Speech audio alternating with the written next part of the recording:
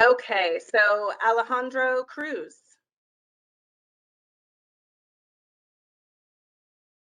Yeah, I don't know if I missed the prompt or if we're supposed to say anything, but present, I Just, guess. yep, say hello would be great, and who you're with actually would be great. Just Yes, as we're thank you. getting to get to know one another. Sure. Hey, Alejandro Cruz, present with the Rise Stockton Coalition and Third City Coalition. Thank you. Arnold McCall. I probably butchered Close enough. McHale, sorry. Yeah. I'm Arnold McHale. I'm the founder and chief scientist at Nautilus Data Technologies. Hello, everybody. Hi, Arnold. Thank you for joining us. Thank you for having me. I see Ashton. Hey, I'm Ashton. I'm a marketing specialist at Rebel Media, and we provide marketing support for the Port of Stockton. And Bruce Anderson. Hello, everybody. Bruce Anderson with Starcrest supporting Port of Stockton. Davis Harper.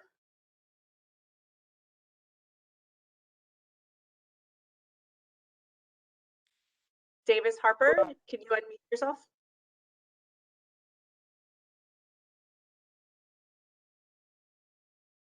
Okay, I'm going to keep going and make sure that I'm following the chats as well.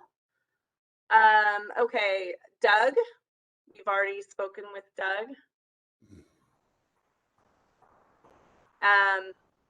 SB Vielma. Hi, good afternoon. Esperanza Vielma. I am the current executive director of the Environmental Justice Coalition for Water. Thank you. I see E. Ward. Good afternoon, Ed Ward with Valley Pacific Petroleum Services, a member of both Stockton Steering Committee and Fresno. And Jeff, you're going to have to forgive me. I'm going to have to drop off at 4:30 for a Fresno meeting. No problem. Thank you. Thanks for being here. As a reminder, we are recording, and the recordings go up on the Port's YouTube channel. So for your viewing pleasure, you can watch the recording later. Jasmine Leak. Hi, everyone. Jasmine Leak. I'm the managing director at Third City Coalition, also representing Rice Stockton today. Thanks for having us. And the next three are from the Port, Jason Cashman. Good evening, everyone. This is Jason Cashman. I'm the Port's Environmental and Regulatory Affairs Manager. Lots of J's. Jason Katindoy. Hi, everyone. Jason Katindoy with the Port of Stockton. And I'm going to skip over you, Jeff. We'll get to you at the end. Jess Olson. Hi, I am Jessica Olson. I'm with the San Joaquin Valley Air Pollution Control District. Thank you, Jessica. Jolene Hayes. Hello, Jolene Hayes, Ferrum Peers, representing the Port tonight. Welcome. Julia Botello. Julia Botello, I'm with the Port of Stockton. Karen Romero. Hi, I'm Karen Romero, and I'm also with the Port of Stockton. Katie Chamberlain. Hi, Katie Chamberlain. I'm an environmental planner with Anchor QEA, and we support the Port with environmental review and regulatory permitting. Margot. Hi, I'm Margot Prowse. I sit on the steering committee, the AB 617 steering committee, and I'm chair of our local Sierra Club. Welcome, Margot. Maria Mendez.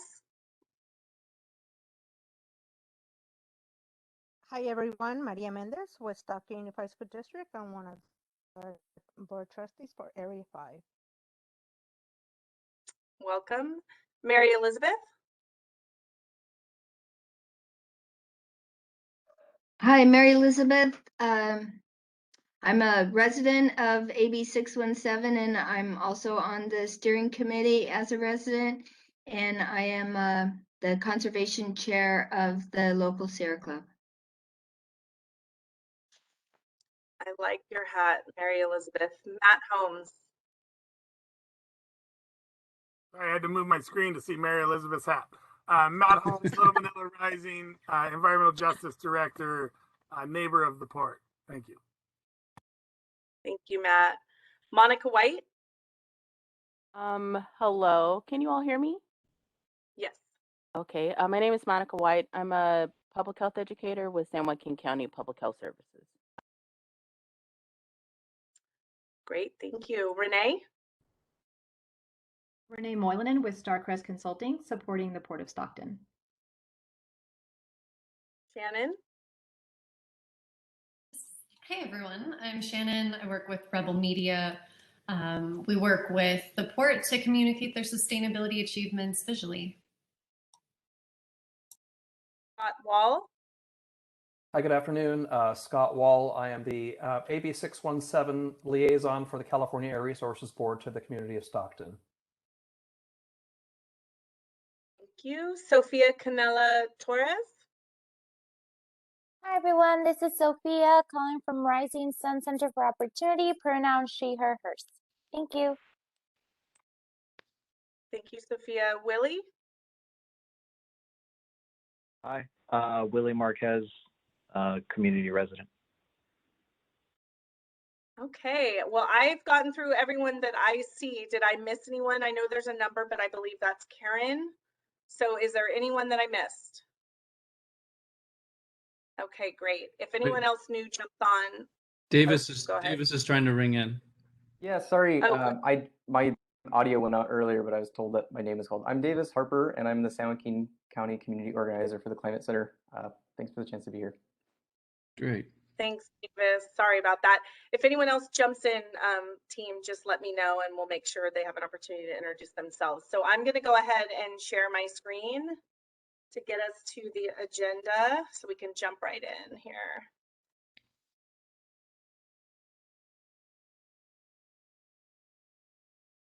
Okay, can everyone see the agenda? Yes. And is it a full screen for you? Just want to make sure. Yes. Okay, great. Thank you for answering. Okay, so we are going to talk quickly about just a refresher of last month. One quick thing to note, as you probably figured out, the link we invited, and we're going to start scheduling these meetings in 3-month increments. So when you got your invite in January, it was for January, February, and March. So it's the same link for all three, and it should automatically go on your calendar. Hopefully that's working for everyone. I know we do have a comment about Zoom versus WebEx. I believe the port is continuing to work on potentially shifting this meeting over to Zoom. But in the meantime, we'll stick here and really appreciate everyone's flexibility on that. We talked a little bit last month. As a reminder, we kicked off the new year with the Clean Air Plan.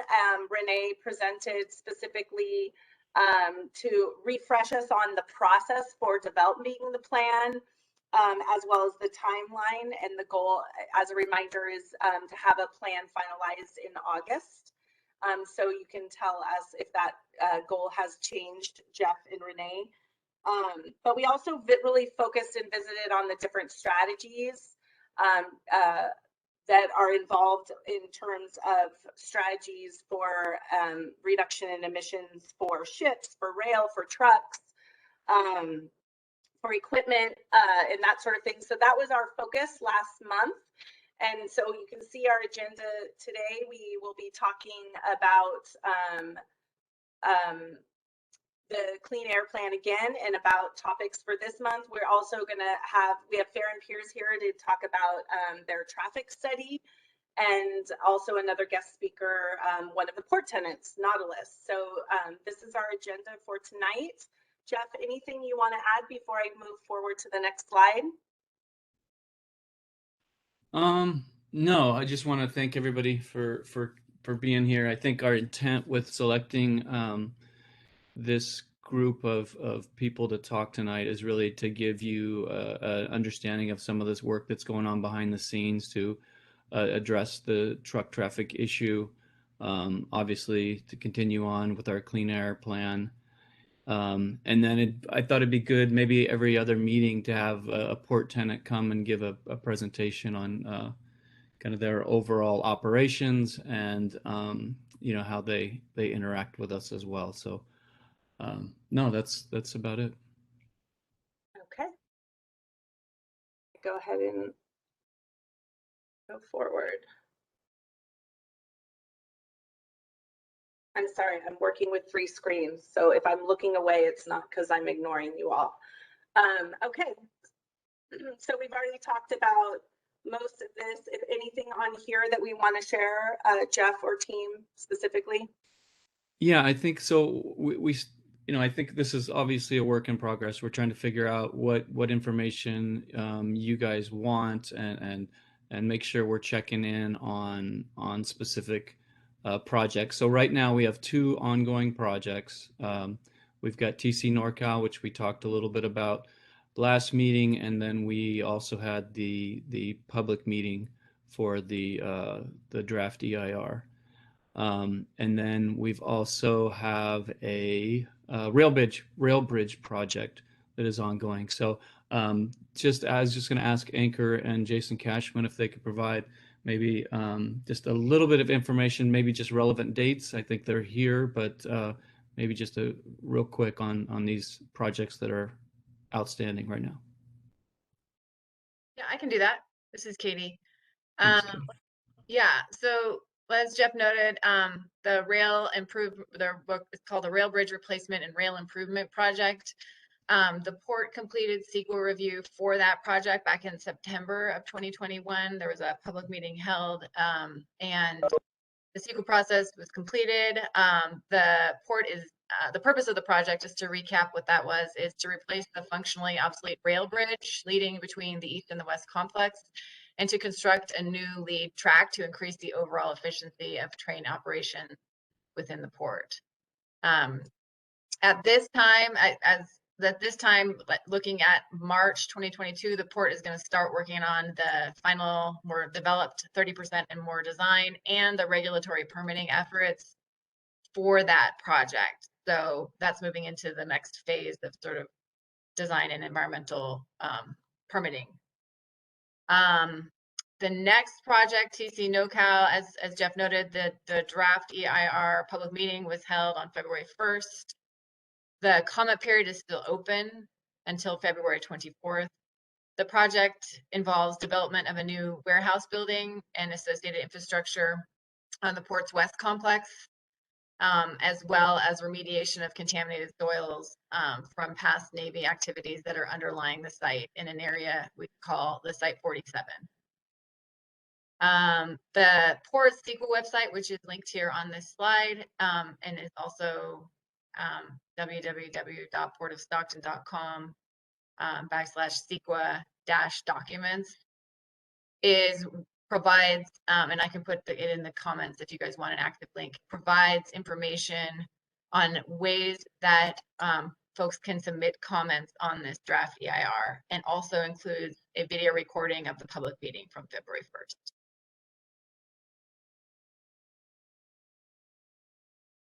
Okay. Great, thank you. And SB, I see your comment in the chat about kind of the percentage of electric vehicles. I can just give a real brief update on that right now. Currently, I don't believe that we have any electric trucks coming to the port. I have reached out to a gentleman that we met with a couple months ago who's trying to put together a business plan to purchase thousands of electric trucks and install the infrastructure all over Northern California, and then lease those trucks to companies or mom and pops or owner operators. So that, like, I don't know if anyone has even seen any electric trucks on the road, but I think there's 20 being demonstrated at the Port of Oakland or Long Beach, but we just have not. We haven't seen any, at least at the port. They're still trying to develop that technology, and I think right now the range wouldn't even allow a truck probably to go from Port of Oakland to Port of Stockton at this point. So it's still being developed, but we'll note that. And as we update equipment for our cargo handling equipment, right now 60% of the port's cargo handling equipment is zero emission. which I believe is probably more than any other California port, which would also lead me to believe that probably more percentage-wise than any other port in the country.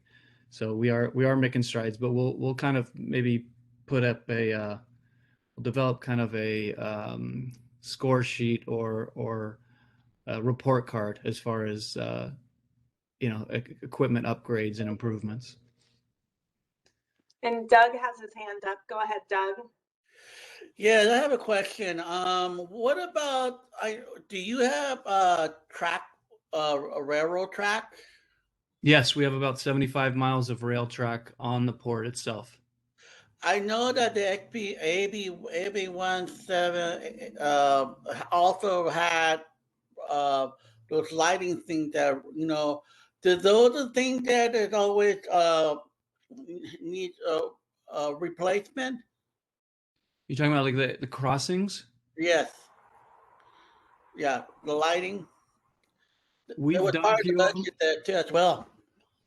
I don't know that that we have a serious need for that at this point, but I mean, from time to time, we do have to upgrade some of that equipment.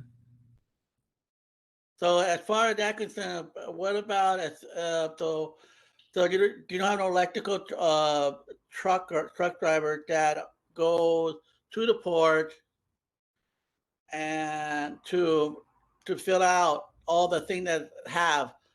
Does the ship also put more cargo than truck and train, or how did that work? Do you deal with the train issue? Do you deal with the truck issue? Do you deal with the ship cargo ship load or whatever? That's my question. We do. We work with all of them, and I think you're asking about. Were you asking about how many trucks does it take to fill up a ship? Is that kind of? I mean, just to deliver. I don't know, how do you work going in and out? Do you regulate truck going in and pick and cargo in the truck, and then leave out of the premise? So how do those work? Because I don't. That's something that kind of curious, because I never mentioned about whether a truck driver goes there, or train goes there, or what is it? How did that the product that's on the port already in the doom? That's all. Well, it's all driven by the market needs, and the only place that we have control in where they go for the most part is in their lease or in an agreement that the port would have with specific tenants or cargo owners. So I think you're going to hear from Jolene in a minute talking about our truck plan and what we're trying to do as far as figure out ways to get the trucks out of that neighborhood. So maybe we can talk about it after that, Douglas, if you don't mind. We'll have Jolene describe it, and maybe she'll answer some of your questions. Thank you. Great. Okay, real quick, I did just want to give a couple updates. Today is California Ports Day, so we've spent the entire day with the legislature. Thankfully, at this point, we have the state's attention because of the supply chain issues that are mostly impacting Southern California, but it's on the national radar right now. So the governor does have a lot of funding that he's proposing to go to ports. I think it's $2.3 billion, so it'll help us with some of the electrification goals or some of the zero emission goals, and some of the upgrades that we need. And you'd be surprised that even ports like LA and Long Beach, who have got they've got a lot of resources available to them, still need support from the state and feds to make things work. So you can imagine that that's also a stressor for us. But and then also I met with a few of us met with the San Joaquin County Office of Education this week to try to talk about potentially developing curriculum at the high school level to be able to provide and support workforce development for future jobs. So think that was a good first step. And what we're going to do is introduce them to the folks in Long Beach that have developed that curriculum substantially. So we'll continue to work with them. I think is a good opportunity. And Jason Katindoy, I don't know if there's anything else you wanted to say about that meeting. No, Jeff, not particularly. No, it was for me, it was very educational. They're very passionate about workforce development and support of growing industry. So I think, yeah, it was a great first step to open the lines of communication, and I think there's a lot of opportunity there. Great, good. And then the other thing, we had a tour Friday. I know there's still a couple people. I know Mary Elizabeth, I still need to get you out for a tour that I'm hoping we can do in the next 2 weeks. And then anybody else, some newer names, Alejandro and Davis and others that if you'd like to come out for a port tour, we'd love to have you, and we can coordinate that. Douglas? Oh, okay. No comment. Okay.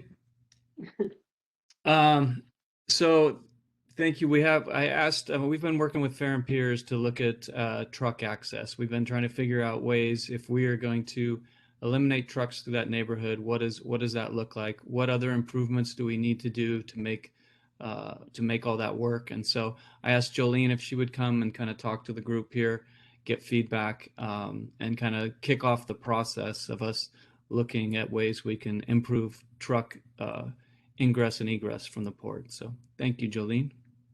Sure. Good afternoon, everyone. We started working on this.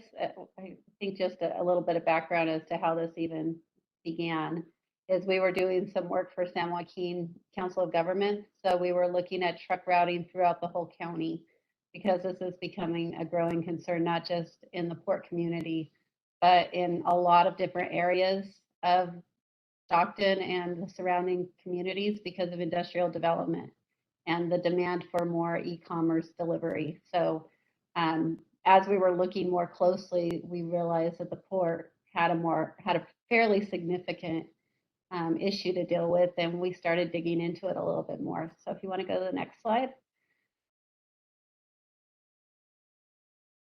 So real quickly, I'm just going to do an overview as to what the historic access to the two different sides of the port has been, and then what the current truck routing and access needs are for serving the port tenants. And then I want to spend some time talking about the issues and concerns. I'll describe some of the ones we've heard, but I also want to open it up to all of you to provide additional comments before we start really kicking this off.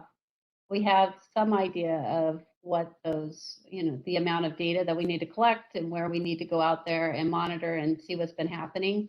But this will be your first opportunity to provide some input. So if we go to the next slide. So the goal of the project is to look at where we might be able to find some alternative routing for bringing trucks into the port complex that has much less of an impact on the community. So the first step, and this is what we're working on today, the first step is to engage the local community. We've heard a lot about it from talking with both the city and port staff, as well as some other entities that have been some of the non-governmental organizations that have provided some feedback. We've also, the next thing we'll really need to do after this is talk to the port tenants to figure out what their access needs are. Look at the current impacts on the neighborhood, what the port access alternatives are, and then come up with some recommended improvements for making those alternatives happen. In addition to this, we have a feeling that some of these alternatives might require some significant funding in order to occur. So we'll also help with supporting grant applications with any of the data that we come up with to support those applications. Next. So issues identification, and this is where we know that there's a concern, especially on Fresno Avenue adjacent to the school. We know that there's some concern still of trucks using Washington. So we've started pulling some data that we have on truck volumes, truck counts. And And so this first step, though, this is really where we're starting to identify what those issues are. Next slide. This is historical port access. So this is a historic aerial I took as the crosstown connector was being constructed.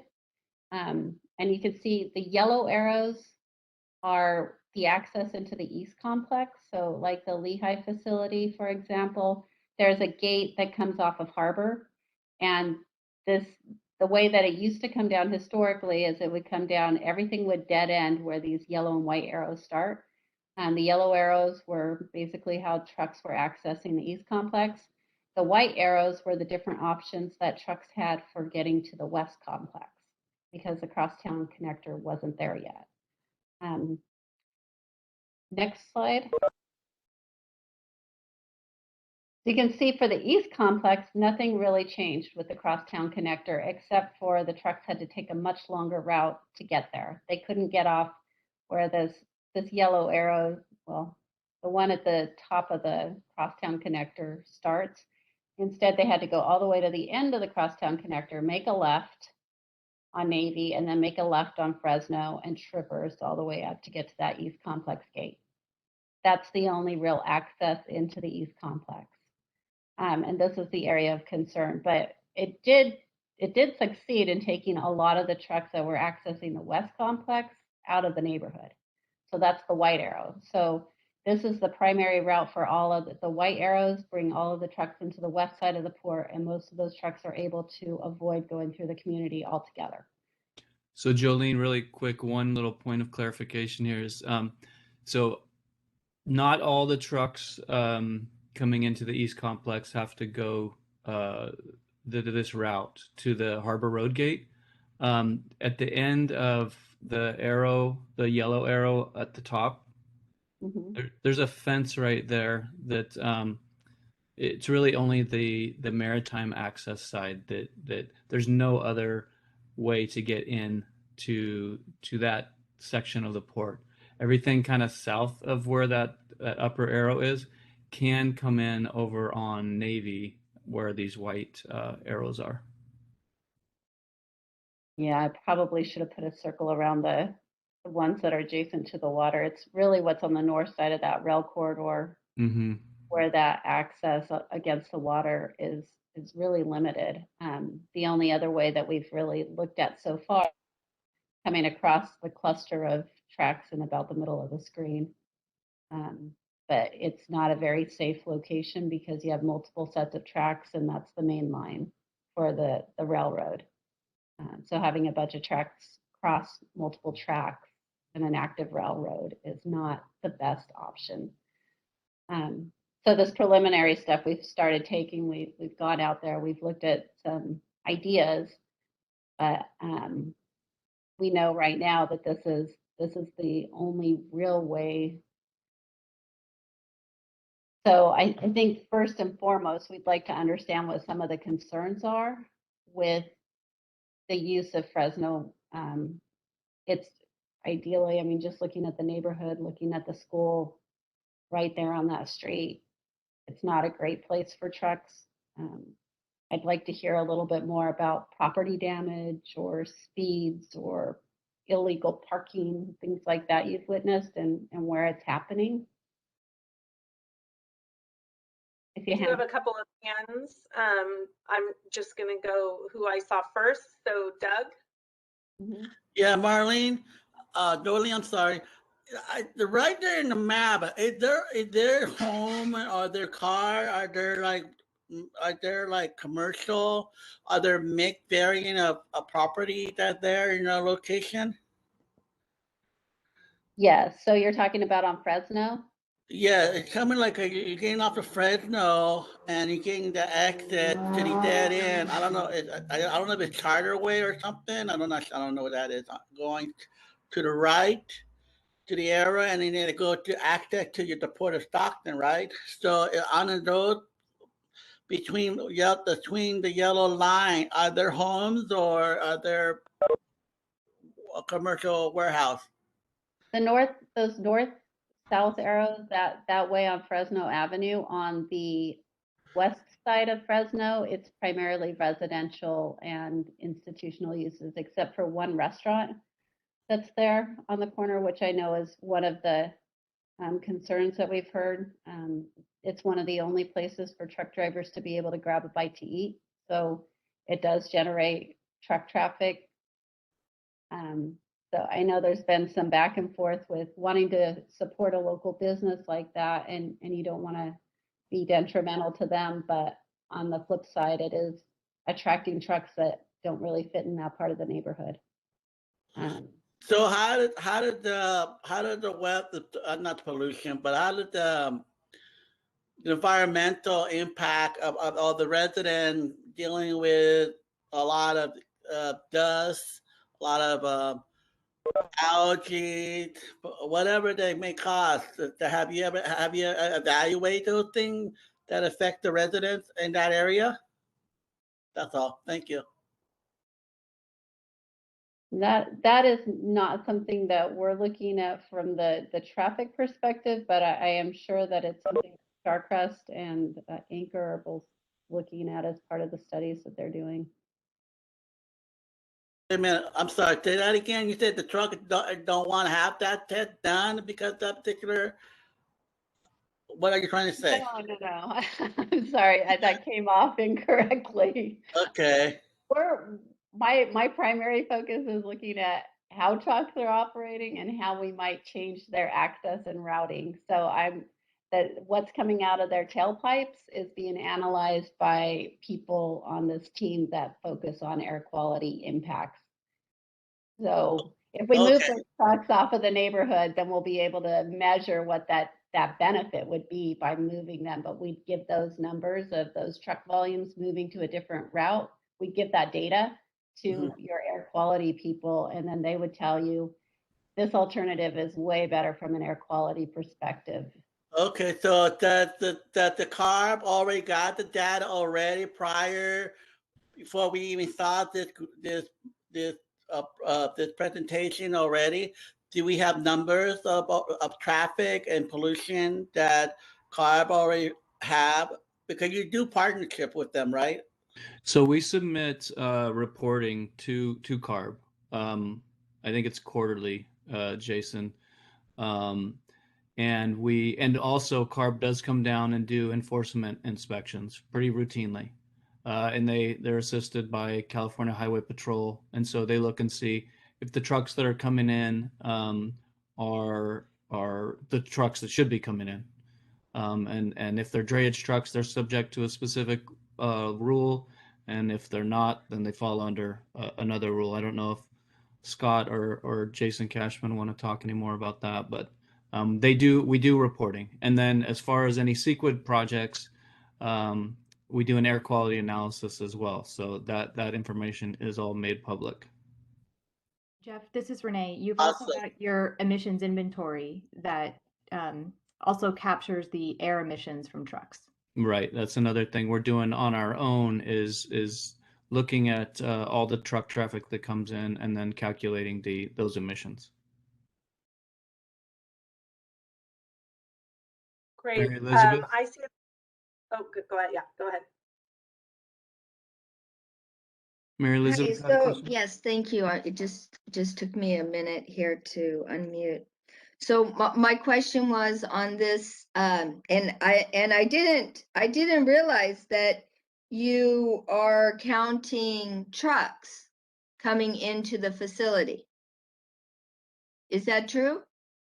We will be with this study for sure. And as far as the emissions inventory, so the emissions inventory is done by we're doing outreach to each tenant and asking them to calculate that information.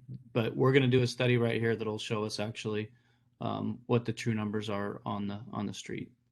So what is it that you're reporting quarterly in this on this topic to CARB? Jason, do you want to talk about? Quarterly reporting. So what happens is under the drayage truck rule, each tenant is required to report to the port on a quarterly basis the number of non-compliant trucks that they have coming to their facility. And the port also operates its own operation, and we're required to report as well the non-compliant trucks that come to our facility to pick up cargo. And so that it's reported on a quarterly basis to CARB. And it's anything but clear, Mary, but the only, so that regulation only applies to trucks that are carrying maritime related cargo. So we've got a few, we've got folks who are under different regulations spread throughout the port.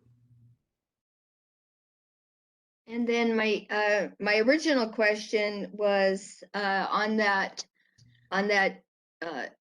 north route, that the maritime route, so to speak. Can we call it the maritime route now? So were you including the increased truck traffic related to potential Lehigh expansion, or is that completely off the books now? That project itself? Yes. That project is on hold. So what we're going to do now is take a real-time snapshot of the trucks that are coming in, and then we might utilize something similar as far as expansion like that in a new access point, just to make sure we've got capacity if we were to change the access. So I think that will be something that Jolene will be considering. And then were you going to make some of these truck numbers regularly available, or is this going to be a standing topic? What are some of these actual truck numbers to get to Douglas's point? We can. I think it'll determine, I don't know how often we're planning to do a truck study, but anytime we do one, we can definitely make sure that the information's available to this group or anybody else who wants it. But you're doing one now, right? We're just at the beginning of doing one, correct? And what's the time frame for this? Jolene, do you want? Yeah, We'll be done by. Right now we're starting with the outreach and some initial data collection. So I think part of it is just making sure that we have everything in place to be able to go and collect as much data as we need, and that we're still working with the port on the time frame and schedule for that. I'm anticipating it should be done by sometime this summer. Thank you. You bet. Okay, Matt.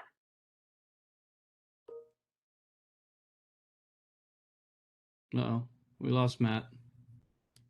I think I had one more slide too, if you wanted to go down. Even though Can you hear me now? Oh, there he is. Yes, I can hear you. Real quick to answer your question, because I'm out there quite a bit.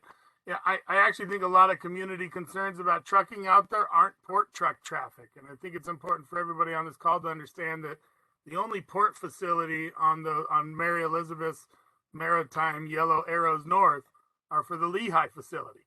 The other facility over there is Penny Newman, which the port doesn't speak for. And then we also have a problem of a proliferation of wildcat truck parking lots out here in Boggs Tract that are permitted by the county board of supervisors.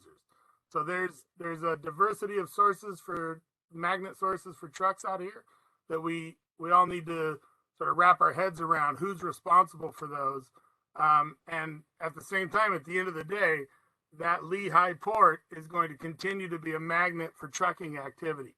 And so I don't know that there's an easy solution to get into that tight little spot with big trucks without driving through the Boggs Tract community. And, I don't know how plausible it is to have a transfer station for goods to one of those all-electric vehicles that only does a short haul from an appropriate place to drop off heavy-duty trucks back over to this maritime spot. But that only handles the tailpipe emissions. There's still road dust from paved roads. And so the last thing I'll say is I wanted to explain what I put in the chat is that we got a source apportionment document from the Air District about road dust, and there's about 13 tons of it in the 2018 inventory, not all of that at the port. But it's a serious issue, and I'll tell you the thing that I don't have a handle on is these wildcat parking lots. And I'll tell you, I sit at the edible schoolyard property that works with the port, and I watch a specific company come in, and they're doing refuse hauling, and they have a dust damper that they use while they're on the freeway. And then when they get into the port, they jack that thing up about halfway, and they rattle the dust off of it as they drive over the proliferation of potholes and the railways. And so they're shaking that dust off of their trucks intentionally in the neighborhood before they get to their parking lot. And they happen to do one of those right in front of the edible schoolyards property. So the idea of using the automated license plate reader and the state's peak system for sniffing trucks and tracking who's going where and who owns what, I think it'll go a long way to explaining to the community whose trucks are doing what. There's too damn many trucks out there, but unfortunately, because I know how to get a hold of the port, they're not all the port's trucks. And so I don't know that this call is going to solve a lot of those trucking problems, and that we need to be recalibrating who we talk to about trucking traffic, at least here in the eastern portion of the port. Okay. Yeah. I'm sorry. Go ahead. I was just going to ask a specific question about that. Where are, like, on this map, and I wish I could give some control of circling approximately where this is, but I know there's industrial on the east side of Fresno that I don't think is a major problem. But I think what you're talking about is in the Box Track neighborhood itself, kind of to the east of where the yellow arrow is. Yep, small parking lots that have anywhere between 4 and 12, or even maybe 20 trucks are parking there, and that's their resting spot in Stockton when they're not driving. So this is, I don't know how that's regulated, because they're not going to a permitted source. They're just parking and waiting for their next assignment. And, yeah, I think we looked at there's like 12 different smaller trucking companies that are sprinkled within the Boggs Track neighborhood. Yeah, Jonathan knows where they're at. And honestly, like this is a great thing for a community foot survey for us to get to the bottom of and look at, and then maybe help provide the truck study with places to deploy monitoring systems. I think that would be a great first step. I mean, at least then we know we're collecting the data where we need to capture this, from a numeric standpoint. That'd be really helpful. I mean, I've driven it. I know Mark. Sorry. Go ahead. Sorry, Jolene. I apologize for interrupting. Go ahead. I've been out there a number of times, but being able to pinpoint what you're seeing on an everyday basis is a lot different than me seeing it 10 or 12 times. Yeah. We'll get together, Matt, and maybe figure out if we can do it. I mean, whether it's chasing trucks or what, I mean, it's that's one of the things I was hoping this study could also kind of try to identify is how many of those trucks are coming to the port. I think that's going to be a little more challenging than I maybe initially thought, but it is something we need to probably take into consideration. Because the last thing we want to do is go out and, put together a huge infrastructure project. It's going to cost millions of dollars, and then it doesn't fix the problem. Yeah, then you're then people that you don't have any say over what they do, ignore it. Yeah. I think you still got a problem with lots of truck traffic to the Lehigh terminal. Port's the only person that can do something about that. But those other things, we'll get to the bottom of that. Okay. I like the circles popping up. Matt and Jeff, I'm gonna leave now. Thanks for the meeting. I hope everyone you have a wonderful discussion. Hopefully I get the review. Want email. Okay, thank you. I have to go to another meeting. Thank you. Bye bye. Thanks, Douglas. Appreciate it. Margot, you've got your hand up. I do. Mine is kind of a minor issue, but I really appreciate Matt pointing out that there are multiple areas where trucks are parking that are not necessarily even affiliated with the port. And I think we need to figure out who handles that and how. And AB6, that's right up AB 617's alley, as far as I'm concerned. Maybe I don't know who handles that, if it's the county or if it's the SJ Cog or who. But about the parking at the taqueria, you know, I can't quite picture it because when I was out there, I didn't look for the taqueria, but taking a truck, I mean, I drive a compact car. The thought of taking a truck to go get something to eat would blow my mind. So,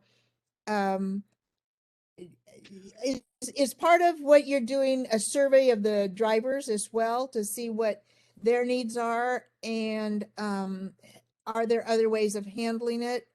You know, get someone to do takeout for them or something like that. But because I know initially when I first became involved in this several years ago, when the first request for a AB 617 grant was out there, it was you know, around Washington School. The trucks were idling around Washington School. They were idling there, and I don't believe that is happening anymore. So you know, things might be a hair better, although what Matt described as shaking off the dust is problematic too. But are you interviewing the drivers? Are you, how is that being handled? And is there, and food for thought, you know, maybe we can build something in that eliminates them driving their truck to get food. That's one of my thoughts. Trying to figure out if we could convince that taqueria to, you know, move, you know, have a mobile facility or something, a food truck down at the corner of the port where the truck drivers don't have to drive through there. So because the other day, this kind of came up the other day when Washington was closed for some work that was being done on the rail track right east of the port. And one of our employees went down to the taqueria to get some food, and they knew that they were from the port, and they said, what are you guys doing? We're not getting any traffic. We're not getting any business down here today, for, you know, because the road shut down. And so they definitely noticed. And so I offered my card, and we're going to try to talk to them and see if we can't figure out another alternative, because yeah, it's people like that place. I mean, and we'd love to be able to support the local business and also keep those trucks out of the neighborhood. So we'll see if we can find a win-win solution there. Well, you could And the have other the thing I think, e-bikes. You could have the e-bikes where they park their trucks. yeah. Well, the one thing I think that Jolene's looking at, and one of the reasons why we're talking about it, she mentioned it at the beginning, is because we're talking about to the city and the county. Fresno is a major truck route. It is a truck route. And so we've got to figure out how to work around that. So go ahead, Jolene. Sorry. Oh, you're fine. It's exactly right. I mean, we know that Fresno is a designated truck route, and we've been looking at some alternatives. And to Jeff's point earlier about not wanting to spend hundreds of millions of dollars to try to fix a problem that doesn't fix the problem. And one of those is we're looking at a back access to the east complex that would require us going over the river. So we need the numbers. We need to make sure that doing something like that would really take the traffic out of the neighborhood and do what a project like that would be intended to do. And if not, what are the other solutions? Is it working directly with some of those private landowners and trying to figure out a better way to access those properties for truck parking, or helping the drivers understand what an impact they're creating on the neighborhood and just be better neighbors?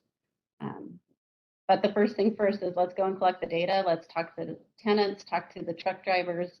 We're talking to you initially as a first step, and this has been really helpful. Yeah, we're learning a lot about truck routes and things. That one of my things initially was, well, can't we just put, you know, if we didn't, what was it, Jolene? I was saying if we took the designation away and then we had just some light enforcement, and the gentleman we were speaking to from the city said, no, there's no such thing as light enforcement.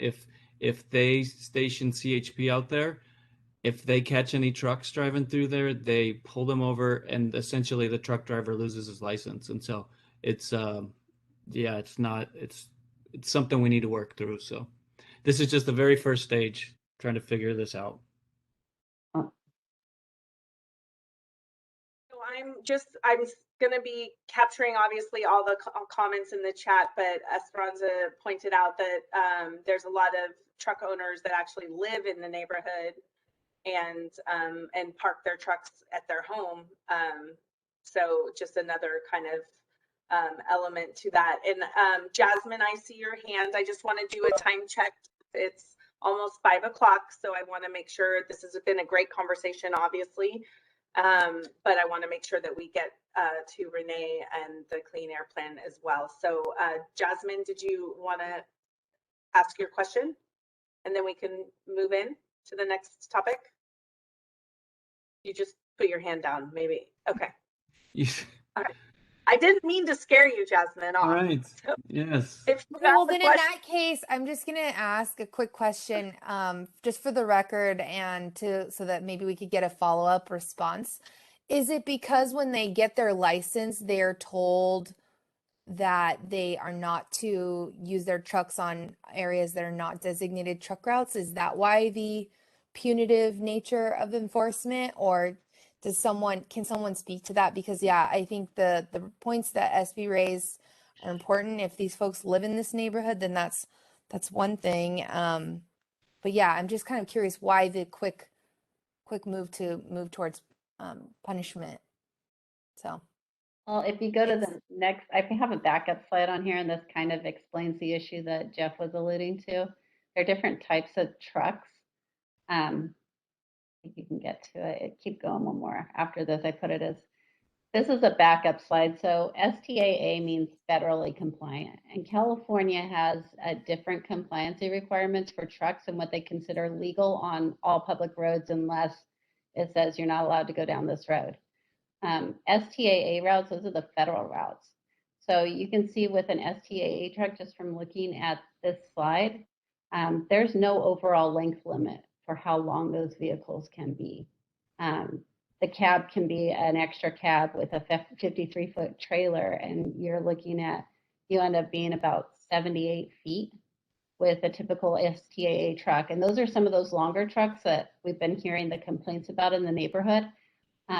If a street is not designated as an STAA route, those trucks are not supposed to be on it, and that's where the CHP would ticket them, and not just ticket them, they would take their license, and the driver would not be able to drive the truck any further. They'd be towed. So there isn't an in between when it comes to the punishment.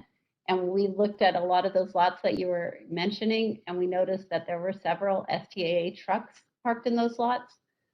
There's just overall, and this is a nationwide issue, there's not enough truck parking, whether it's the owner operators that own the trucks and live in the neighborhood, or it's the long haul truck drivers that need 9 hours to sit and stop someplace in order not to be cited for driving beyond their hours of service. So these areas, they're, as much as they're really needed, we need to put them in the right places, and it doesn't seem like the Boggs Track neighborhood is the right place for a lot of these to be. So this is part of what we'll be looking at, is where we see those trucks that are not California legal, the ones that tend to cause more problems with property damage, and it's just the access isn't created right. Turning radius at intersections and the width of streets and all those types of things. That help? Okay, Yeah. I think Thank you. everybody's questions. So I'm going to go forward. Thank you, Jolene. Really appreciate it. Sure. I took down some action items, Jeff, that we'll get together on, and let's kick off our next session for the Clean Air Plan. I'll just say real quick, I think it'd be, as we move down the road with this study, we'll come and check in routinely with updates and try to answer a lot of the questions that you guys currently have. So, Renee, would you like to talk about our next phase of the Clean Air Plan? Yeah, absolutely. Thank you. Next slide. So this is just a timeline reminding everybody where we are in terms of these meetings. Today we're going to be talking about implementation mechanisms. Next slide.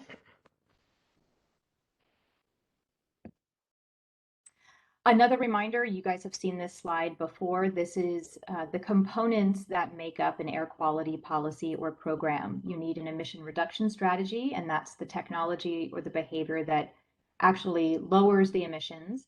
And you couple that with an implementation mechanism. That's the method that you can use to get operators to adopt that technology or behavior. Last month, we talked about emission reduction strategies. Today, we're going to be talking about implementation mechanisms. Next slide.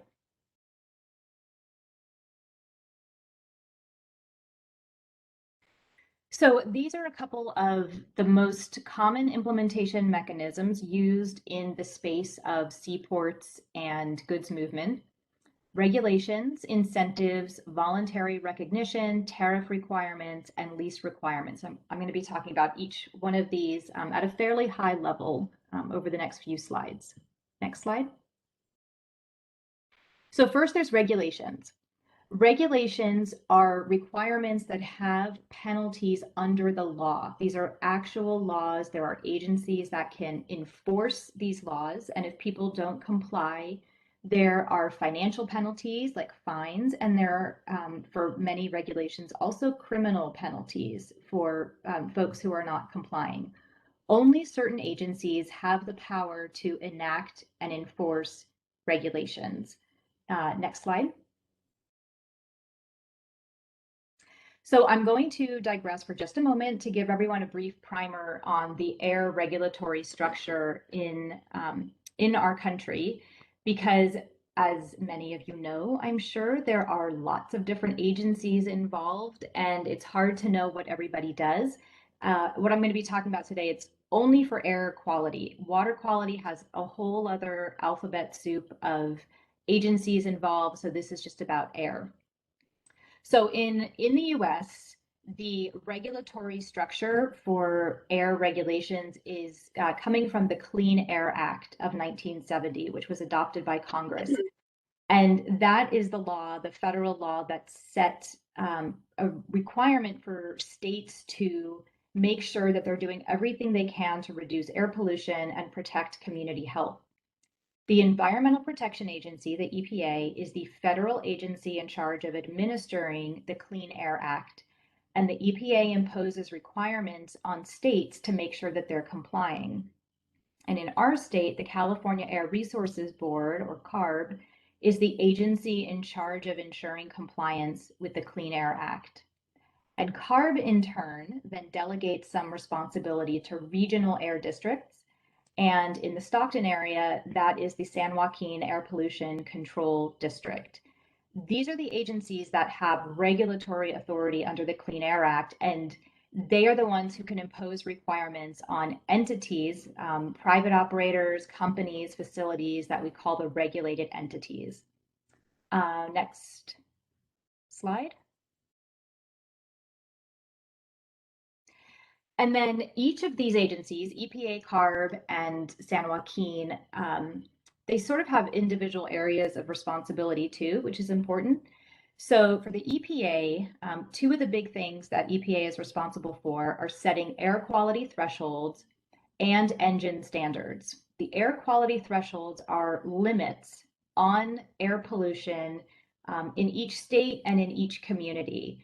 So there's actual numeric targets that a state cannot exceed in any of its areas X level of particulate matter or nitrogen oxide for that area.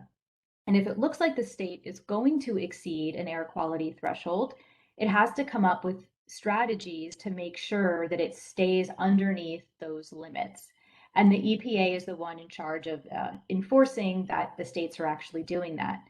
The EPA also sets engine standards. So every car, every truck, every locomotive, hovercraft that is produced in this country has to meet certain emission standards for their engines. And EPA is constantly ratcheting down these emission levels. And so they are the only agency, and I say that knowing that there's a lot of gray area in this, but for the purposes of this discussion, they are the only agency that can really set engine standards for this country. Next slide. In California, CARB and the air pollution control districts do a little bit of a divide and conquer when it comes to enforcement and enacting regulations. So CARB is in charge of mobile sources, which are things that move. Cars, trucks, ships, anything that moves. CARB is the one that's in charge of passing regulations and enforcing them. Next slide. And then the San Joaquin Air Pollution Control District and the other regional air agencies handle the stationary sources, things that don't move, refineries, gas stations, manufacturing plants. And they're coming up with the regulations for these sources, and they're the ones in charge of ensuring compliance. Again, there's a lot of gray areas. There's often a lot of arguing about what's a mobile source or a stationary source, and lots of gray area, but that's the general framework. Next slide. So where does the Port of Stockton sit? Kind of interesting. Port of Stockton is not a regulatory agency. It doesn't have any sort of authority under the Clean Air Act to regulate other entities. In many times, the Port of Stockton itself is a regulated entity. It owns and operates equipment. There's certain regulations that subject seaports to different requirements. So sometimes it's a regulated entity. Sometimes it just sort of sits outside. It has relationships with some of these regulated entities. It could maybe influence these regulated entities, but it doesn't have that regulatory power. So regulations are a terrific way to reduce emissions. There's no gray area about it. Everybody is subject to the same rules. If you don't comply, you can get fined. There could be criminal penalties. For the Port of Stockton, though, as we look at developing this Clean Air Action Plan, the port itself does not have the authority to adopt regulations. It has to work with its regulatory partners to advocate for regulations. Next slide. Next up are incentives. These are rewards for operators that meet certain environmental objectives, and these are tangible benefits. So they could be financial. The port could decide to give direct cash payments to shipping lines that bring in the cleanest ships. Maybe they give discounts on port dues or fees. Maybe they try to get grant funds for operators. Grants are a financial incentive to replace equipment. And incentives can also be non-financial, like priority access programs. When you drive your zero-emission car in a carpool lane on a California highway, that is an incentive for you, a non-financial incentive. And so incentives are a strategy that many seaports use. It's voluntary. It doesn't compel the operators to adopt a specific emission reduction technology or behavior, but they can often be very, very powerful in changing that behavior. Next slide. There's also voluntary recognition, and this is really kind of marketing, public relations, bringing attention to operators and companies that are doing the right thing. There's a lot of certification programs out there. Green Marine is a great example. The Port of Stockton is Green Marine certified. Again, this is voluntary. It's an intangible benefit. It's not anything real, but it's definitely a strategy to consider. There are companies that take it very seriously, and it's very important for them to have that public recognition when they're doing the right thing for the environment. Next slide. There's also tariff requirements, which is a potential strategy for seaports. So the tariff is sort of like the port's municipal code. It's mostly about fees and different financial terms and conditions, but it also can contain operating requirements. If you're going to do business at the port, you need to follow these rules. And there have been ports that have included in their tariffs different environmental requirements. If you've heard about some of the clean trucks programs around the country, Los Angeles, Long Beach, up in the Seattle area, New York, New Jersey has a clean truck program. They have administered them through their tariffs. So again, this is not a regulatory document. And so there's a lot of gray area here in terms of what a port is able to do through its tariff. but it does have value in some limited instances.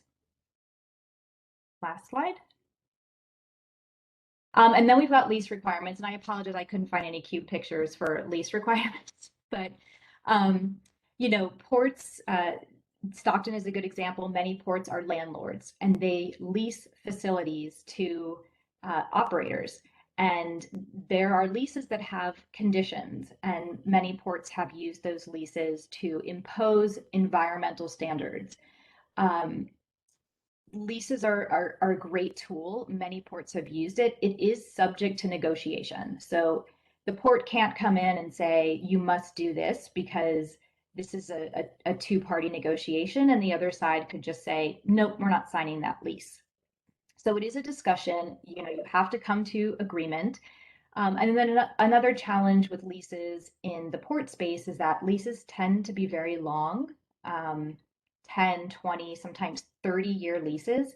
And you have to wait for those moments when the leases come up for negotiation. And so sometimes it could take you longer than you would want to be able to start getting those environmental benefits. Next slide.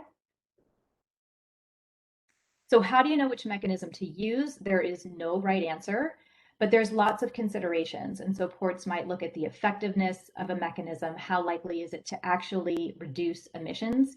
The cost, legal authority and jurisdiction. Can the port even do this? There's lots of questions around that. Operational realities. If you go too hard with one mechanism, does that impact your economic competitiveness against other ports? And then, of course, what do the stakeholders think about that mechanism? Do they support it, or do they not hate it? And so it's really a balance. And you really have to think about, when you're putting together an air quality policy or a program, thoughtfully designing the program and using multiple mechanisms. So using incentives coupled with voluntary recognition in advance of a regulation coming into effect is like a really good combination. And so we'll be looking at all of this as we start to get into the Clean Air Plan. Next slide. And then, of course, we'll be using the objectives that this group agreed upon previously to help us evaluate which implementation mechanisms make the most sense. Next slide. So done with implementation mechanisms, moving on to the strategies. So next month, we'll be talking about Harborcraft, doing a little bit of a deeper dive on Harborcraft, talking about some potential strategies that might work for Stockton, and potentially having one of the Harborcraft operators come talk to this group as well. And I think that's it. Great, thank you. Yes, that is the plan, to have one of the tug owners and operators attend the next meeting. So I think that will be insightful based on our conversations that we've already had with them as we kind of have started interviews. Does anyone have any questions before we move on? All right.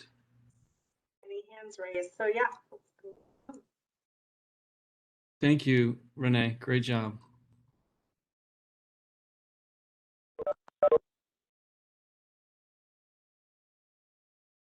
Okay, Jeff, can you guys still see the presentation?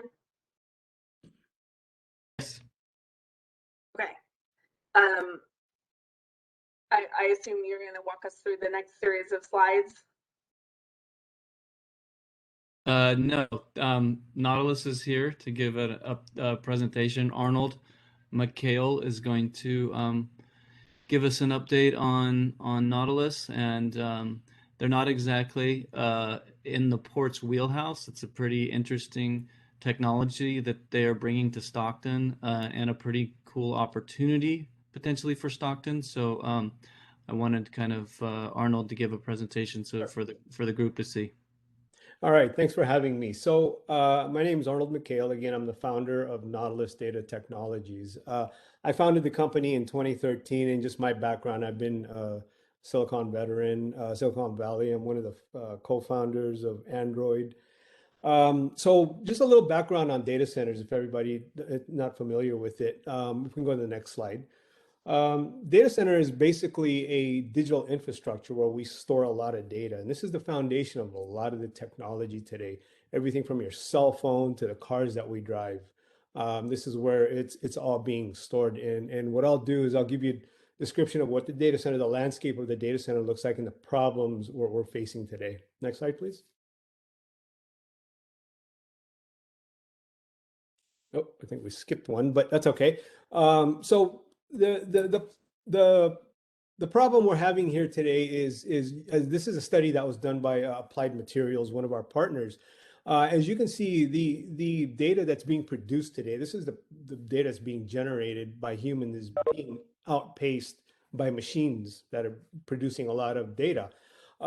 Today, 2022, there's 10 zettabytes that's being produced and processed.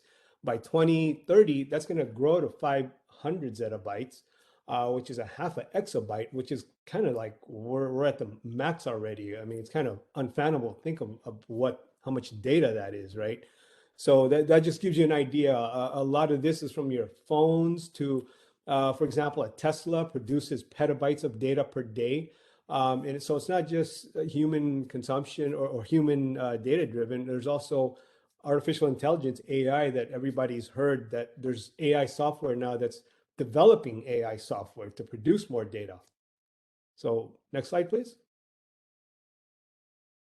So the problem with that, though, is now data centers today are not equipped to take on this massive growth, this big explosion of data.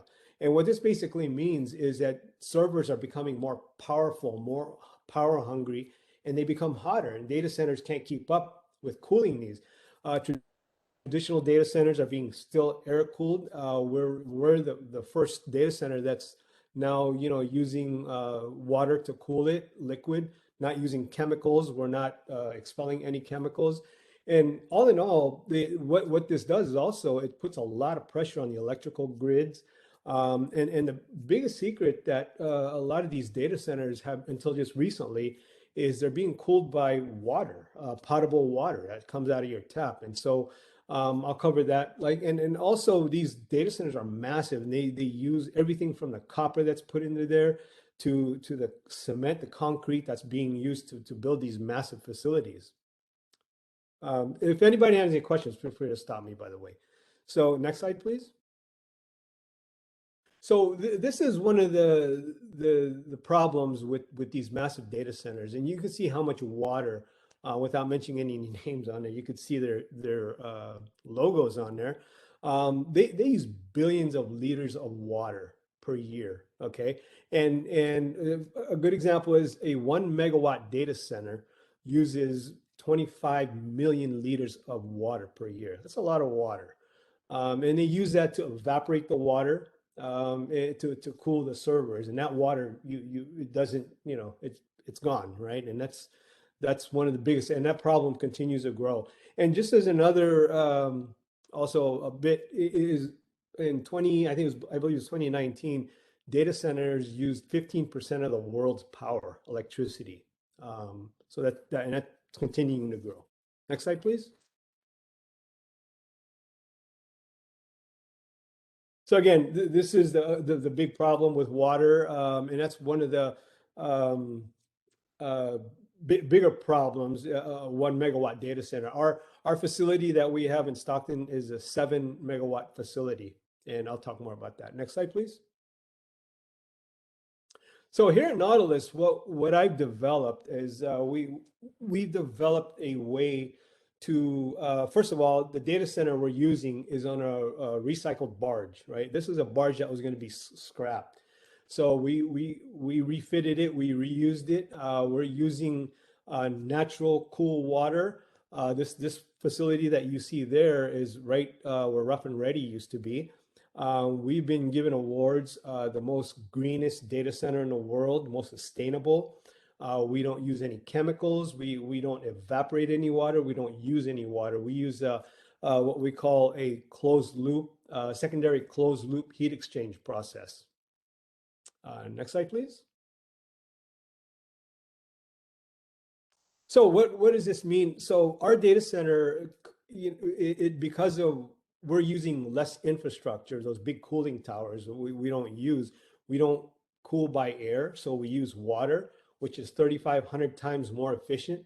We're using less electricity, but we're also able to do more now. So in a typical data center rack, it's what they're pushing, you know, air cooled. They're usually pushing about 17 maximum kilowatts per rack, where we can do over 100 now. Where we have a measurement which is called PUE. Basically, it's power utilization efficiency. So for every megawatt that's used in there, 0.15 is used that electricity is used to cool that facility. In a normal facility, that's usually a 0.50. So we're saving quite a bit of energy there. So we have a 75% improvement in energy and infrastructure. And the big thing too is also we're reducing the carbon air pollution by 30%. And that's in this build. We have future developments now where we're going to be carbon neutral and even carbon negative. We're going to be using new technology aside from this one. Again, we don't use any water consumption. We don't evaporate. We don't put any refrigerants back in. There's no wasted water. There's no impact to wildlife or anything like that. Next slide, please. So this is a kind of a high overview of how we cool the data center. The first, you could see the servers producing the heat, and we have a heat exchange system there that takes water in from the delta, and the heat exchange simply stays within the ship. It never leaves the ship. That passes through heat exchange plates, and the river, what we call river water, comes through that plate, and the heat gets transferred out and expelled out into the delta. And it's not a big margin that it expels out there too. I believe it was from 50 feet. There's only a noticeable increase of 0.5 degrees. Next slide, please. Okay, so this basically we have 4 data halls in our data center. We use different technologies in this, and if anybody follows data center cooling, we can use direct to chip, which means we can put water directly onto the chip and cool it. Immersion technology, where they actually dip the server themselves into a mineral oil, and we cool that oil. Or what we use is what we call a rear door heat exchanger, where it's like a car fan, a radiator. And we put that at the rear of the servers where the heat is first, earliest point, and we capture the heat there. And it goes out to the what we call the heat exchangers.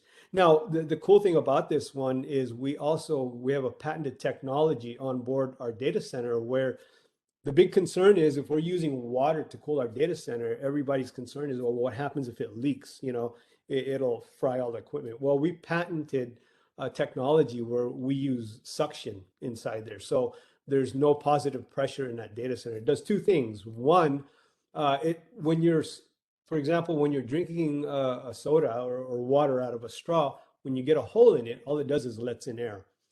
2, there's no growth that's being allowed, because when you're under suction, there's no oxygen in there. So the pipes remain clean and free of any debris or any growth. Next slide, please. So this doesn't limit us to on water. We're also building on land. We've already started construction. This is our west coast, as you can see right here in Stockton. Our east coast one is in Millinocket, Maine. That is a land-based data center. That one is 60 megawatts. And we're getting ready to also break ground in Limerick, Ireland. And we're in conversations right now with Thailand, Singapore, and the Philippines, where you can't even build data centers on the land there because of the water restrictions. So we're looking to expand there as well. And so right now we the headquarters is right here in Stockton. You know, it's going to be a tech headquarters of where all these other data centers are going to be monitored as well. Next slide, please. So this is the basic overview of our data center. we have 7 megawatts of critical load. There's what we call server white space. It's equivalent. It's 10,000 square feet, which is equivalent to about if you build this on land using the traditional, it's equivalent to about a 90,000 square foot data center. It's redundant. It's very low in PUE and very high density. We're the first data center that can handle this kind of high density load from the hyperscalers. So and the other attractive reason why we built in Stockton is because of the last mile connectivity and how close we are to the backbone in Stockton. So we brought in fiber to the port. We bought dual paths into there. We funded it ourselves, so hopefully the port's benefiting from that as well. Next slide, please. So anyways, what this basically means is we can go anywhere in the world, whether it be, inland or what, as long as there's proximity of water, we're modular. Our data centers can go anywhere. We build in and we future-proof our data centers. We can go on ships, we can go on land. We can just go just about anywhere in the world. This is a technology that, we're happy to say this is the world's greenest data center right here in Stockton. And so we've gotten a lot of awards. We were named one of the top 10 most sustainable data centers in the world, not just in the US. So there's a lot more to be done and looking forward to working with everybody. I believe that's it. What I'd like to do also is I'd like to welcome anybody if they're interested in touring the data center. Please get a hold of me and I'd love to give you a tour. Yeah, I'll just I took that tour and that's kind of what spurred me to have you come out. I thought it was really informative and the care that you guys take and to be environmentally friendly was evident. Thank you, Arnold. It looks like we do have a hand up. Matt, your hand is up. Yeah, thanks for this, and thanks for this strategy for a worldwide problem that's just a disaster for nature. Yes. Too many things make too many things too hot. Yeah. As you well know, we have a special heat problem in Stockton, and that we're on track to be as hot as Barstow, and that we have a real problem with water temperature, which isn't your fault, but the cooling center isn't directly helping with either. I mean, we're paved to death. Everything around us is too hot. There's a world of land use problems that I don't for a second lay at y'all's feet. But you do add a little bit of heat to water, and heat and nutrient runoff and low flow, which are all Department of Water Resources crimes, cause harmful algal blooms. And so, myself and a coalition of local folks, we're trying to make a lot of hay out of harmful algal blooms and how hard it is to do economic redevelopment and recovery in Stockton because our water is so gross and unwelcoming, and that there are generations of people who have no relationship to the waters that surround them because our water has been seen as a place where you throw stuff. Right. You don't have to pay for it. And so, I mean, we see all of the social responsibility in your company. So I'd like to see your barge because I don't understand what a zettabyte is, but it sounds big and it sounds cool. and I'd like to see the inside. And I'd also like to think about, with you as an example of somebody who's doing the right thing, how we can, like you're a private sector person who's integrated this stuff into the fabric of your company. And so how do we support you, and how do you support sort of a movement that's absolutely coming to do wetland restoration because we have climate resilience issues? San Joaquin County stands to bear 76% of the economic impacts of sea level rise of all the counties in the Delta. We will lose 20,000 parcels, 17,000 parcels, 20,000 units of housing in a single flood breach between now and 2050. This is the Delta Stewardship Council's climate vulnerability assessment. And we got a bunch of old, Delta rancher levees that aren't up to Army Corps of Engineers standards. So I don't know. I see there's a great way for you to be an example of a private sector partner in caring about wetland resilience strategies. And yeah, I think it's interesting to have you in our community, and you're a great example of somebody relating to the water in a thoughtful way, which very few people do. Yeah, thank you, Matt. And I certainly welcome you, and you bring up some good points. And if you come to visit, I'll show you ways we're mitigating, for example, the algae bloom. We're addressing that as well. Great. It looks like Willie has his hand up. Perhaps. Okay. Hi, can you guys hear me? Yes. Great. Thanks, Arnold.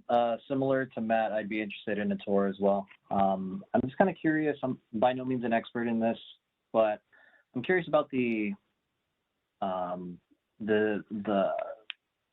much stress it puts on the electrical grid in terms of keeping the barge going. I know obviously you're working on sustainable initiatives to have it sustainable, but obviously we have rolling blackouts here in this community.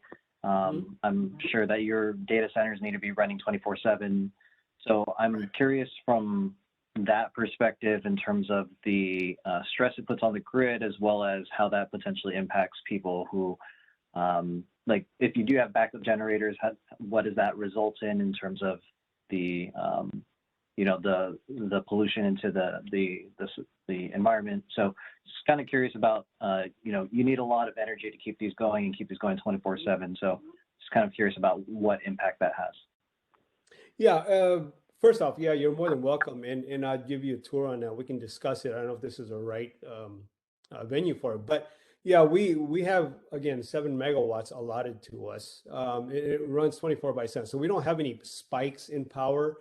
Yes, we do have generators. They meet all the air, you know, we're permitted for those. Those are very expensive generators.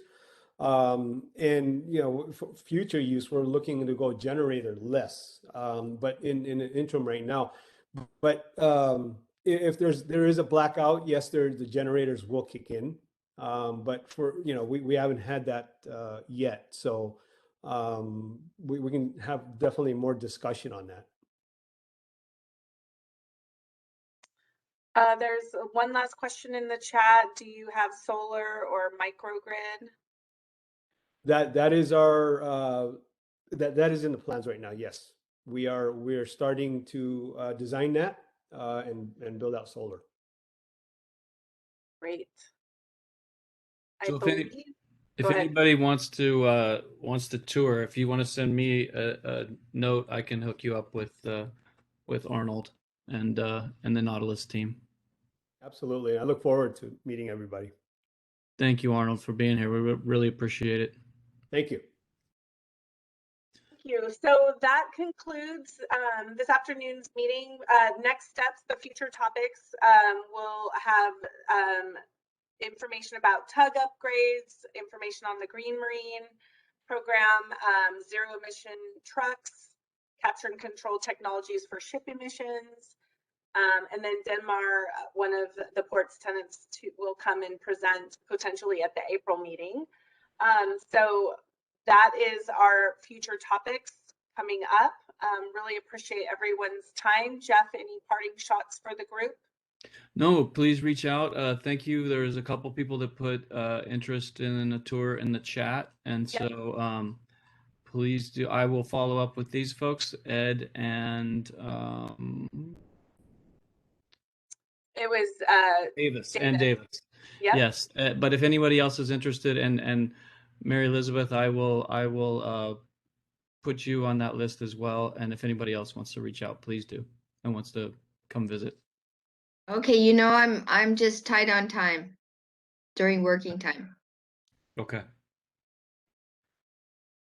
Great. Thank you, everyone. Have a great rest of your afternoon and evening, and we will be with you again next month, I believe on the 16th of March.